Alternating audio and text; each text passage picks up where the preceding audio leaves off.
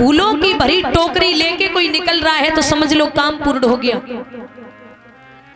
कोई दूध का पात्र लेकर के निकला, समझ लो काम पूर्ण हो गया।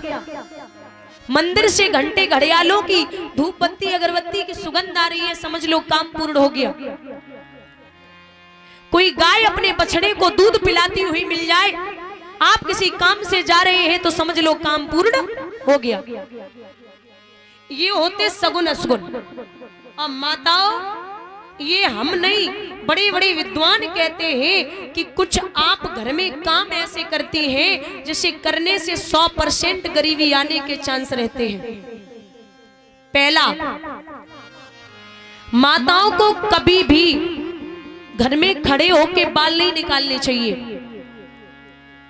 दूसरा, अंधेरे में कभी भी भोजन नहीं करना चाहिए, आपको भी नहीं। तीसरा, बुझे हुए चूल्हे पर कभी बर्तन नहीं रखना चाहिए। चौथा, सूर्य अस्त होने के बाद घर में झाड़ू नहीं लगानी चाहिए।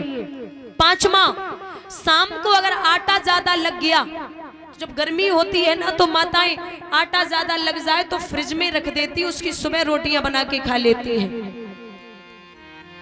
तो सुबह तक वो आटा पिंड का रूप धारण कर लेता है, इसलिए शाम का रखा हुआ आटा उसकी सुबह रोटियां बना के नहीं खानी है।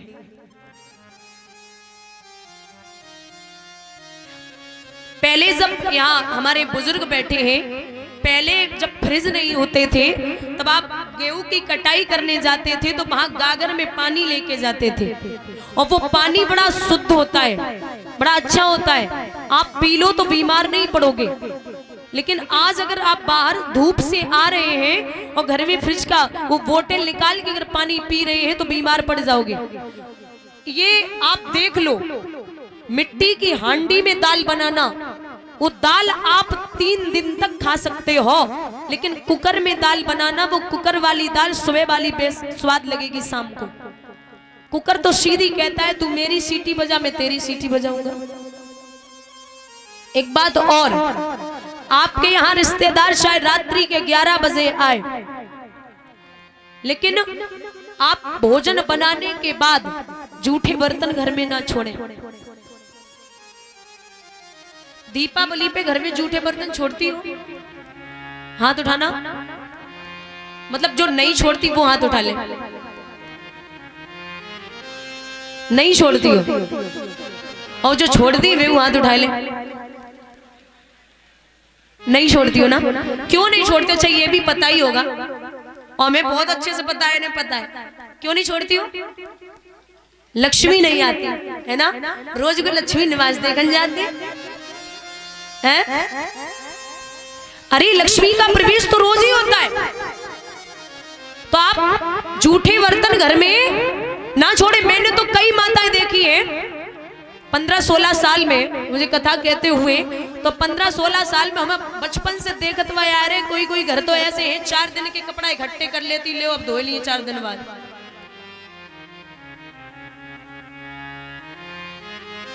जूठे बर्तन घर में नहीं छोड़ने। और घर में अगर दूध नहीं हो रहा है ना, तो आप दूध अगर किलो 2 किलो बाहर से ले रही हैं, तो जो घर की गृहिणी है वही उस दूध को गर्म करे, उसके बाद उस दूध को कोई भी छुए, क्योंकि दूध को रत्न माना जाता है। पहले मैंने देखे हैं जो पुराने जमाने के लोग होते हैं, वो जब बेटियों की शादी करते थे तो आज भी कहीं कहीं ये रीति है कि बेटी जब विदा करते हैं 2-4 साल बाद जैसे जाए ससुराल में, तो झाड़ू बांध देते हैं। झाड़ू बांध देते थे पहले, ले जाओ बेटिया झाड़ू ले जाओ। झाड़ू को लक्ष्मी स्वरूप माना गया है। जब हम दीपावली पे लक्ष्मी जी की प्रतिमा को लेते हैं तो झाड़ू भी साथ में ही लेते। तो अपने घर की लक्ष्मी किसी और के घर में नहीं देनी है, ये विशेष ख्याल रखिए। और मैंने आज माताएं काफी आई हुई हैं, तो बता दें कि माताएं एक चीज का और ख्याल रखें, जब भी गर्भावस्था में हो तो माताओं को गर्भावस्था में कभी भी अपने गर्भ को यानी कि पेट को खोल के नहीं चलना है। आजकल साड़ी बड़ी बढ़िया तरीका से बांधती है, वो प्रमाण है। कंस जो था दुर्मिलिक नामक राक्षस से, वो संभोग के द्वारा पैदा नहीं हुआ, सिर्फ और सिर्फ उस गर्भ पे दुर्मिलिक नामक राक्षस की नजर पड़ी थी और उससे ही वो कंस पैदा हुआ था। मैंने कई बार समझाया, कंस 9 भाई थे, अकेला नहीं था। सिर्फ दुर्मिलिक नामक राक्षस की नजर पड़ने से राक्षस पैदा हुआ। तो माताओं को ये विशेष ख्याल रखना है। और शादी के बाद चाहे मायके में हो या ससुराल में हो, चाहे सूट पहनो चाहे साड़ी, पहले जो माताएं हुआ करती थी, यहाँ हमारी बुजुर्ग बैठी है माताएं, साड़ी बांधा करती थी दादा। तो जब बच्चा मुंह धुलती थी बच्चे का, तो साड़ी के पल्लू से मुंह पोंछ देती थी। आज हम अगर हमारी आदत है, अगर मम्मी पास में खड़ी और हम निकले मुंह धुल के, तो आज वो साड़ी के पल्ला तो मुंह पोंछ लेते हैं। लेकिन अब साड़ी पहनती ना है, अब लोवर टी शर्ट में घूम रहे, तो पल्ला कहां से आए? ये संस्कार नहीं है हमारे। आप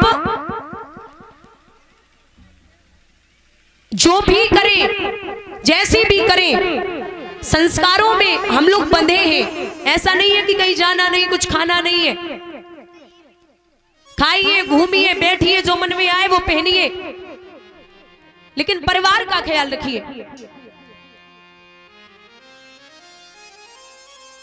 महाराज यहाँ ब्राह्मण देवता जो आप लोग श्रवण कर रहे थे, चले हैं पत्र लेकर के रुक्मिणी का, और जो ब्राह्मण होते हैं ना,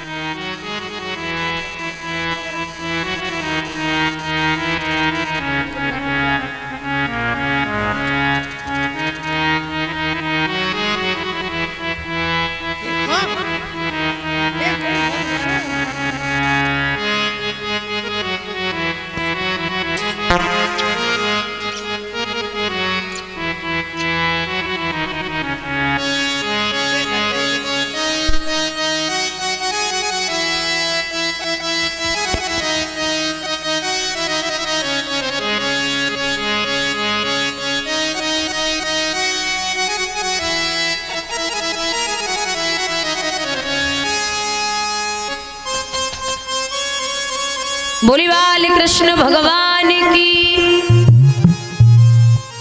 ब्राह्मणों के बिना भगवान की शादी पूरी नहीं हुई। ब्राह्मणों के बिना भगवान की एक भी शादी पूरी नहीं हुई।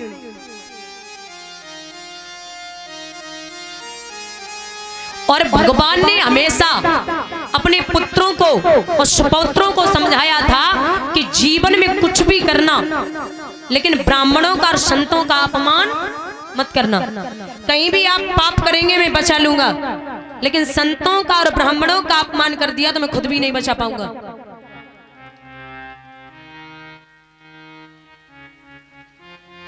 एक ब्राह्मण देवता